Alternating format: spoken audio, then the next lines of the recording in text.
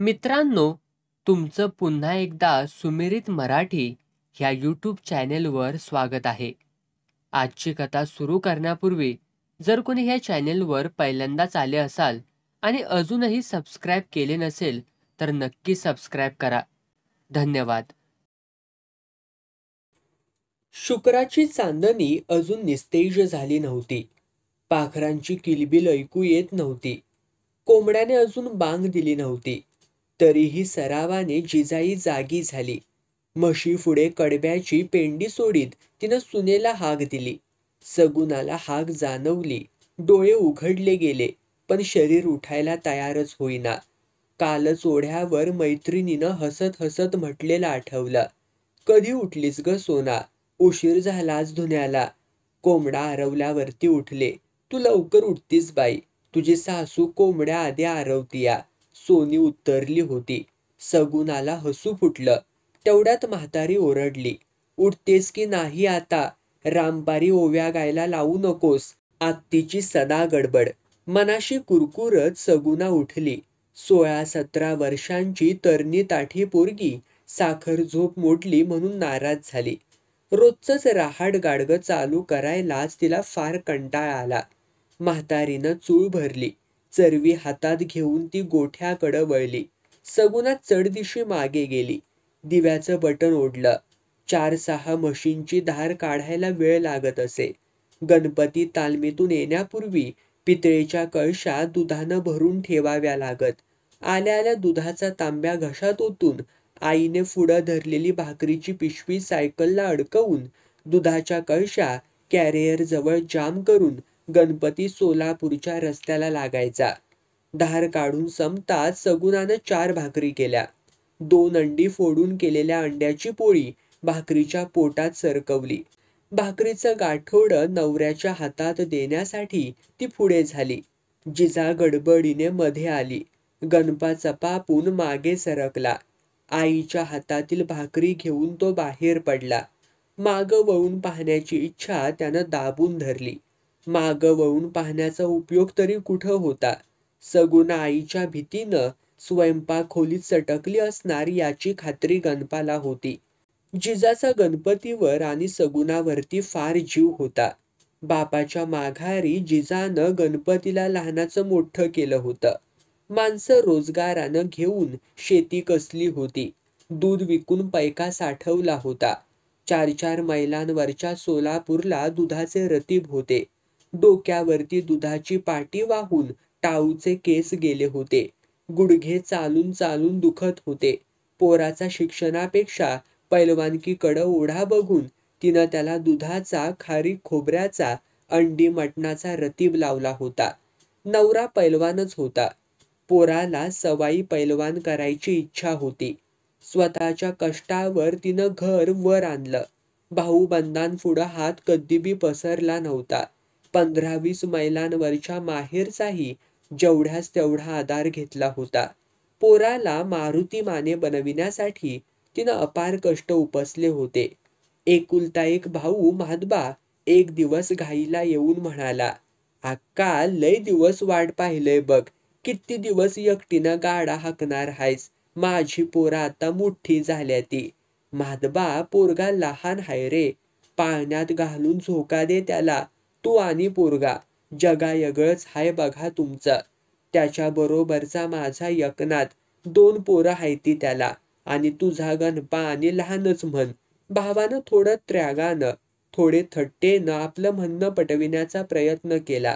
तसं नवर पैलवानकी करतूया. आत्ता कुठं 4 फळं जिंकून आलाय.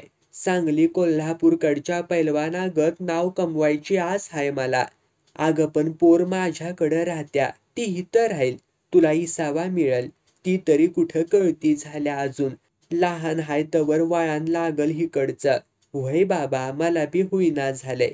पाय बी दुखत्याती. पाय दाबीत जिजा बोलली. मग औंदाचा मुहूर्त धरूया. कसं?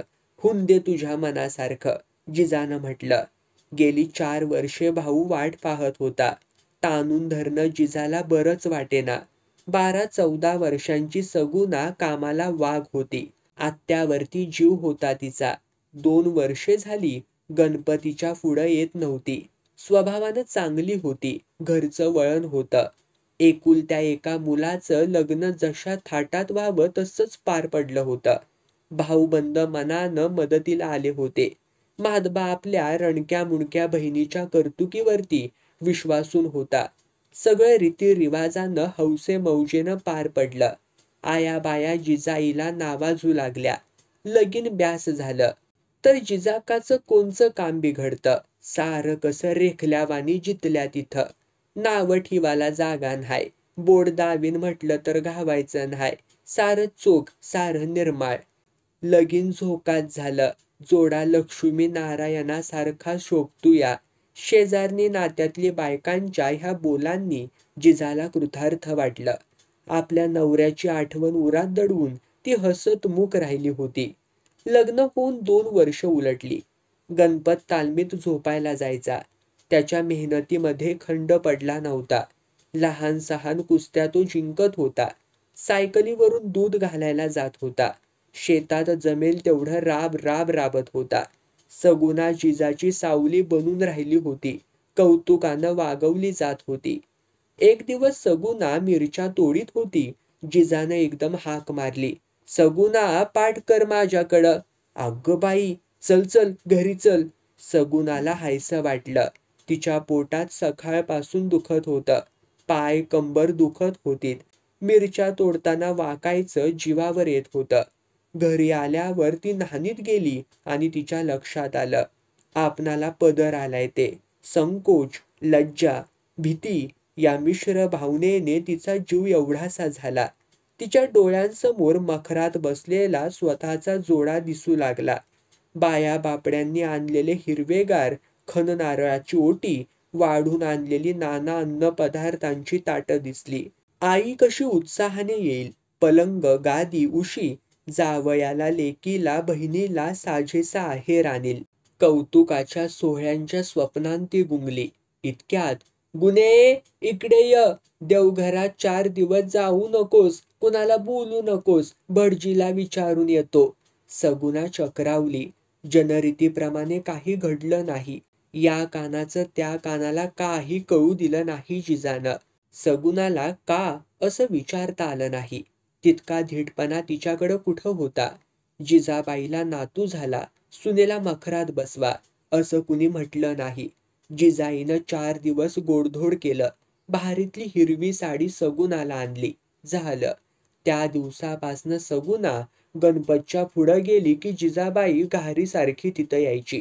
शेतात सगुनेला नजरेआड होऊ देत नव्हती. गणपतच्या सुद्धा ते लक्षात आलं होतं. लहानपणापासून बायको ओळखीची, तरीही तो तिच्याशी कामापुरतंही बोलत नव्हता. आई हल्ली सगुनीला हिडीस फिडीस का करते हे त्याला कळत नव्हतं. आत्ताही कळलं नाही. सायकल बरोबर त्याचे विचारही धावत होते.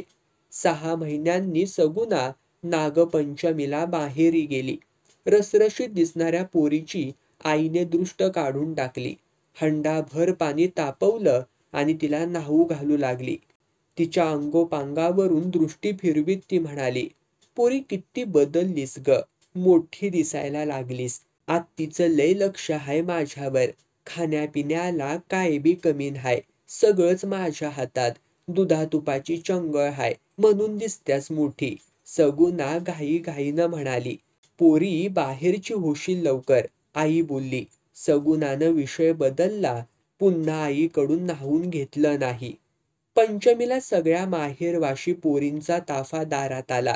सगुनीला झोका खेळायला बाहेर पडावं लागलं. हिरवी गार साडी नेसून ती बाहेर पडली. शेवंत्या आणि ती झोक्यावर चढल्या. शेवंता पुरे म्हणू लागली तरी सगुना झोका चढवीत राहिली. शेवटी शेवंता रडायच्या बेताला आली. तेव्हा सगुनानं झोका थांबवला. सगुने, लय जोर आलाय अंगात वाटतं तुझ्या, चिडलेली शेवंता बोलली. नेहमीच चढवते बरं, जोर कशाला पाहिजेल. सासरी लय जपत्याती दिसतंय तुला. नाजूक राणी झाल्यास ती. ते राहू दे. पैलवानाची बायको तू. त्याला शोभेशी मस्ती आले अंगात. सासू बरीक्षानी. पोराबरोबर सुनेला खारकेचा रतीब देतीया. चल, मला ग कशाला. येड घेऊन पेडगावला छान जात्यास. बोळ्यानं दूध पित्यास व्हय ग. यशोदानं री ओढली. ए नीट सरळ बोला बाई, उकानं नका घालूसा. मला येडीला नाही कळत त्याच्यातलं. कळायचं ते कळलं असलच की. शेवंताचा रोग कशावर आहे हे सगुणाला कळलं. सगळ्या खिदळू लागल्या. आपल्या नवऱ्याच्या आठवणीनं मनोमन आनंदून गेल्या. दुसऱ्या दिवशी नदीवर धुणं घेऊन गेल्यावर वरच्या आळीतल्या अंजनानं नको तो विषय काढलाच. काय सगुणा, काय म्हणतेत भाऊजी? इतर मैत्रिणींना डोळा घालीत अंजना म्हणाली. बेस हाय ती. लुगडं धारेला सोडीत सगुणा म्हणाली. बेस हाय तीच ग, पण विशेष काय नाही. खुश असतील बायकोवर, पारूनं प्रश्न केला. काय तरीच बोलत्यास पारू. लगीन केलं खुश असल्याशिवाय व्हय? सगुणा थट्टेत सामील झाली. किती दिवसांची परमिशन काढलेस? गोदा सरसावून विचारू लागली. नाहीतर बघ बाई, करमना म्हणून यायचं लगोलग माग, रुपना बोलली. तर अंजनाच्या नवऱ्याला आणि तिलाच असलं उतावीळ वागणं ठावं. सगुणानं अंजनीला छेडलं. अगं सगळं नवरं सारखंच, त्यातून तुझ्यासारखी साजरी पायल काय साऱ्यांनाच मिळत्या व्हय? अंजनानं न चिडता टोमणा परतवला. तुमचं बरं हाय सगुणा. सासू म्हातारी असत्या शेतात, घरात आपलं राजा राणीचं राज्य. लाड लय व्हत असतील न्हाय? पारू सगुणाला खुलवू लागली. सगळ्या तिच्याकडं रोखून पाहू लागल्या. नवीन नवीन नांदून आल्यावर आपल्या भरतारांच्या सवयी, त्यांची कौतुक करण्याची रीत, आपल्यावरती तो जीव कसा टाकतो, एकांती कसा गाठतो, याचं वर्णन फुलून खुलून मैत्रिणींजवळ त्यांनी केलं होतं. आता सगुणानं सांगावा आणि आपल्या अवीट गोडीच्या आठवणींना उजाळा द्यावा, अशा इच्छेनं त्या तिला चिडवीत होत्या. पण सगुणा आपली मिटलेलीच. सागरातीरी पोहोचून त्याच्या विशाल बाहूत न सामावलेल्या सरितेचं दुःख उपभोगीत होती. मला काय ठाऊक नाही बाय अजून. मैत्रिणींना गप्प करण्यासाठी ती बोलली. खरं? देवा शपथ. देवाला का ताप? त्यात काय खोटं बोलायचंय? भाऊजी भारी धीराचं दिसतेत ग बाई. असलं केवढ्याचं कणीस हुंगायला तयार नाही ती. वटभरण झालं का? वटी तर येऊ द्या, का आधीच वटभरण करायला निघालासा? अंजनाच्या नवऱ्यासारखं काम नाही इकडचं. सगुणा बोलली तशा सगळ्या अंजनाकडे वळल्या. सगुणा माहेरातून परतली. एक अनामिक ओढ हुरहुर उरात घेऊनच. गणपतला कधी पाहीन असं वाटलं तिला. पण गणपत बार्शीला गेला होता. भगवानाची यात्रा होती, कुस्त्यांचा फड होता, मैत्रिणींची चेष्टा, आईची नजर, यामुळे ती फार अस्वस्थ झाली होती. सगळे नवरे सारखेच असं अंजनी म्हणते तसा गणपत नाही. कधी आपल्याला छेडीत नाही, नजर भरून पाहत नाही, आपल्यासाठी घुटमळत नाही. इतकं समोर वावरतो, शेतात बरोबरीनं वागतो, तरी त्याच्या लक्षात येत नाही. पुरुषांना स्त्रीमधला बदल लक्षात येत नसतो का? अंजनाचा नवरा सुतावीळ आहे. आपण जाणत्या झालो हे कधी कळेल त्याला? जिजात्या काही मनातलं सांगत नाही. सगुणा विचार करत राहिली. मनातल्या मनात कुढत राहिली. सासूचा राग राग करू लागली. दिवस भराभरा जात होते. सासू बरोबर कामाशिवाय ती बोलत नव्हती. गणपाच्या पुढ्यात थांबत नव्हती. एके दिवशी गणपत रात्रीचा जेवायला आला. जिजात्या गोठ्यात होती. सगुणानं मुकाट्यानं ताट केलं. गणपा जेवायला बसला. शिंक्यावरलं दह्याचं मडकं काढायला तिनं टाचा वर केल्या. एका हातानं शिंक धरलं, दुसऱ्या हातानं मडक्याला हात घालणार इतक्यात पदर घसरला. हनुवटी खाली करून तिनं दातात पदर धरण्याचा प्रयत्न केला. एकदम तिचं लक्ष गणपतकडं गेलं. तो अनामिष नजरेने पाहत होता. त्याच्या विस्फारलेल्या डोळ्यांत आश्चर्य ओसंडून जात होतं. सोना मोत्यांची रास जणू त्याच्यासमोर चकाकत होती. त्याची अंगभर लपेटलेली नजर, बायकोच्या रूपाची वाटलेली अपूर्वाई, बदलाची झालेली जाणीव, एकच क्षण, नजरांची एकच भेट. दोघंही थरारले. एक अनोखी ओढ, एक अपार आकर्षण. दोघांच्या मनात आगळ्या वेगळ्या भावनांचा कल्लोळ झाला. तेवढ्यात जिजाई आत आली. नवजाणीवेच्या लाटांवर तरंगणारे जीव भानावर आले. जिजाईनं सारं ताडलं. हा नजरेचा पाठशिवणीचा खेळ कधी काळी ती खेळली होतीच की. आईची नजर टाळीत गणपत सगुणाला न्याहाळीत राहिला. सगुणाच्या पापण्या मात्र झुकलेल्याच राहिल्या. तिला पुन्हा एकदा गणपतच्या नजरेत नजर मिसळवायची होती, पण आता ते जमेच ना. शहाणी होऊन वर्षभर शहाण्यासारखी वागलेली सून आता कशी लपवावी, कशी मुलाच्या नजरेआड करावी असं जिजाला वाटत राहिलं. दुसऱ्या दिवशी पहाटे गडी दुधाला गेला. गणपा आणि सगुणा पाणी भरू लागले. गणपा राटावरती उभा राहिला. सगुणा घागरी हौदात ओतू लागली. जिजाचं लक्ष तिच्या चाहुलीकडं होतच. ती चुलीपुढं भाकरी करीत होती. भाकरी थापून तव्यावर टाकली की घागर ओतल्याचा आवाज येत होता.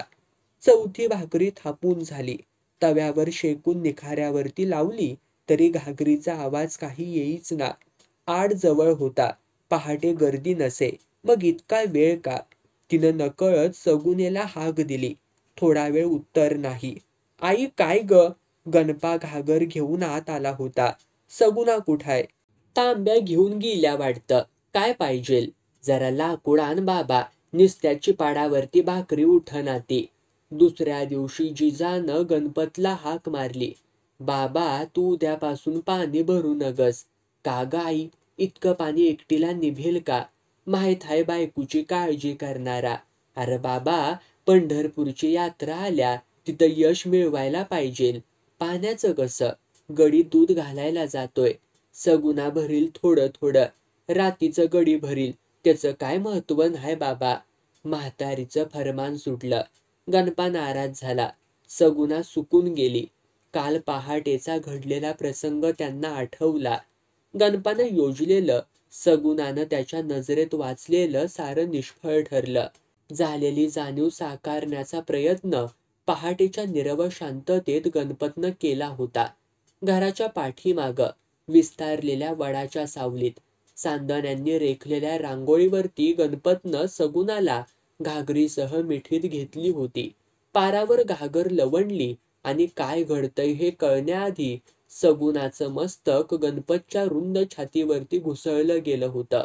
त्याच्या दणकट समर्थ मिठीत ती जणू विरघळून गेली. चेहऱ्यावरती हळूवार ओठ फिरू लागले. तोच जिजाईची हाक कानी पडली.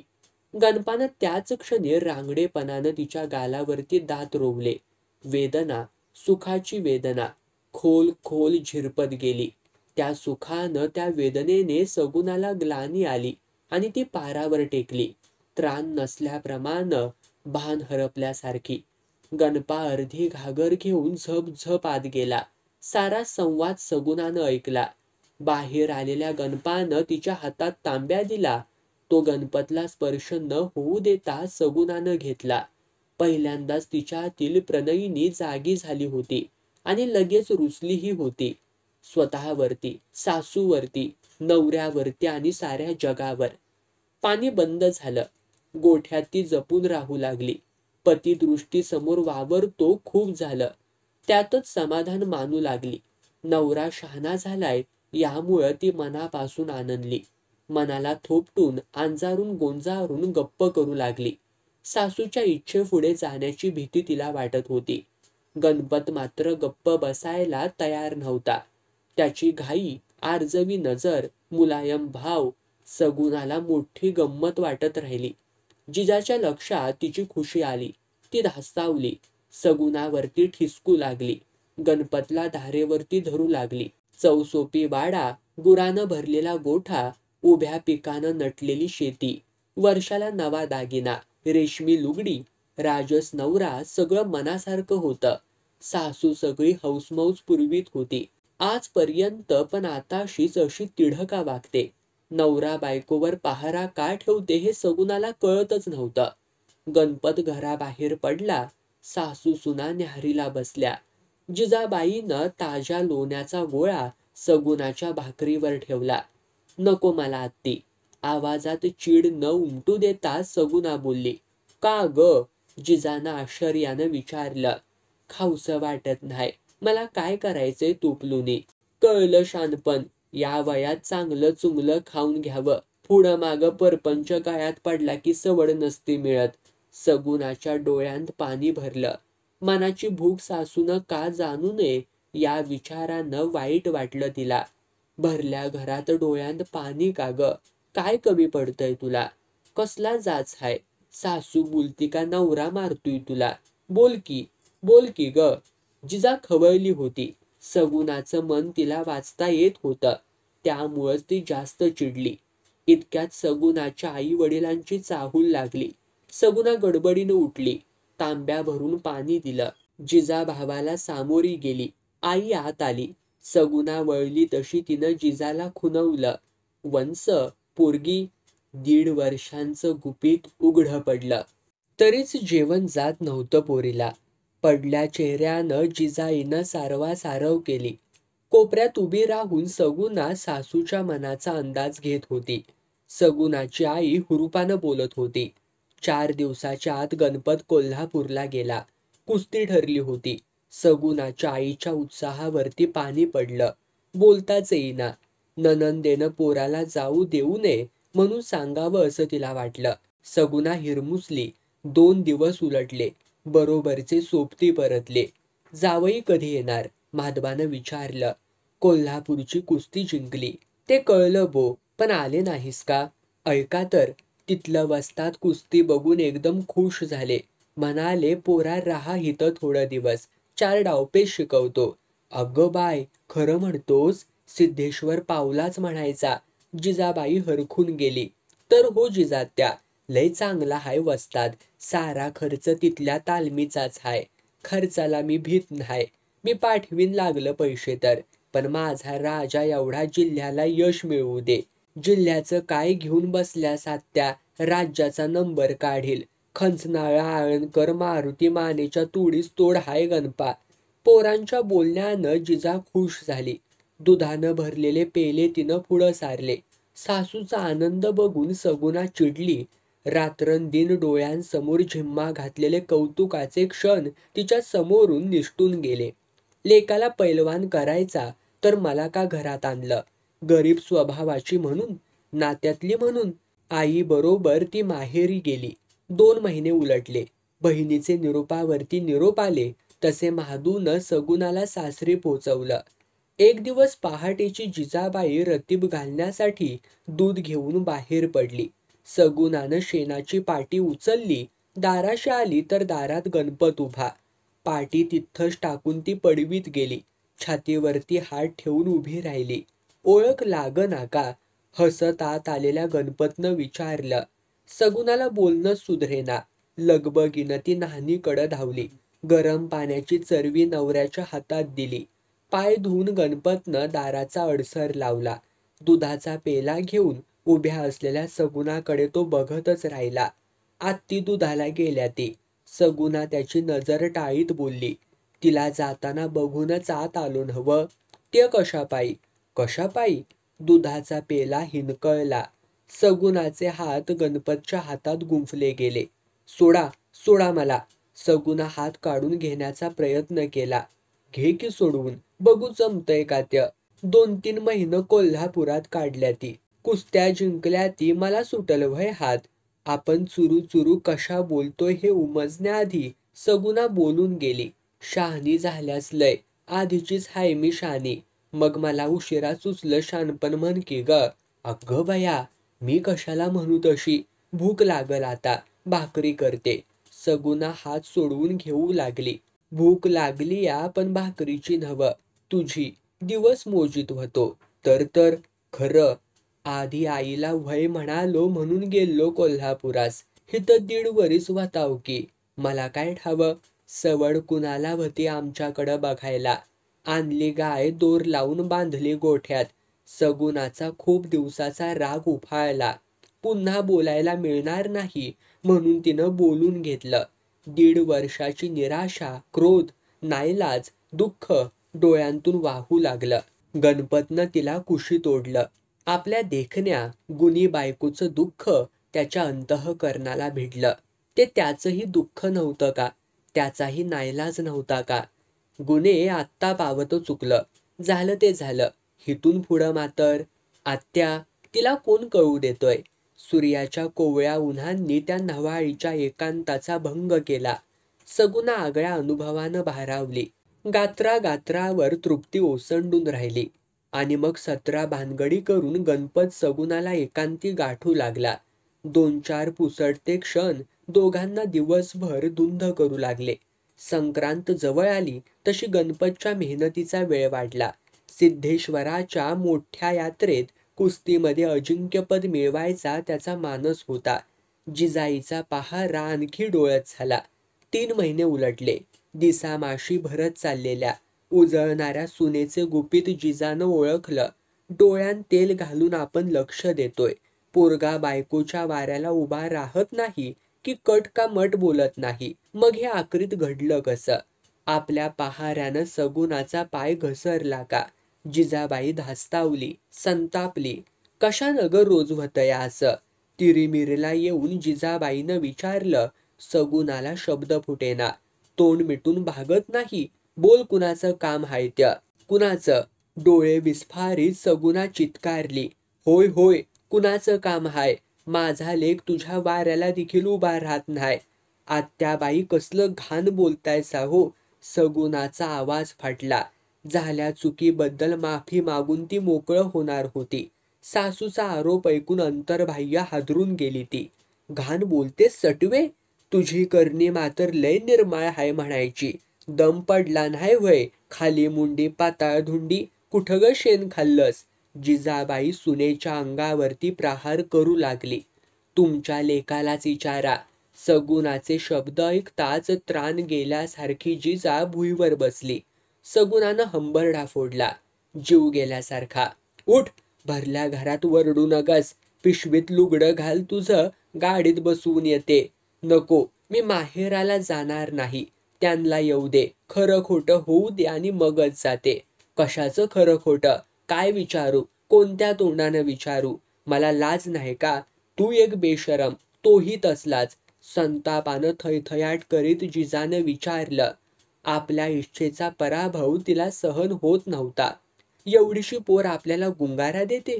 आईचा शब्द उमटण्याआधी झेलणारा पोरगा कालच्या पोरीसाठी आईला बनवतो. या अपमानाने तिचं म्हातारं पण ताठ मन फणा काढून फुटकार टाकू लागलं. गड्याला मुराळी म्हणून तिनं सगुणाला माहेरी पोचवलं. गणपत घरी आला. त्याच्या भिरभिरत्या नजरेला सगुणा दिसेच ना. बायकोला बघतोयस काय? आईच्या त्या प्रश्नानं हबकून गेलेल्या गणपतनं खुळ्यासारखी मान हलवली. माहेरचा सांगावा आला दिली धाडून. तुला विचारल्या बिगर पाठवली. चालल नव्ह? असं का विचारतेस? मी कधी मधी असतो का तुमच्या मामल्यात? सगळं दिवस सारखं नसत्या ती. बरं, गड्ड्याची यात्रा किती दिस हाय? तुझी तयारी बेत झाल्या का?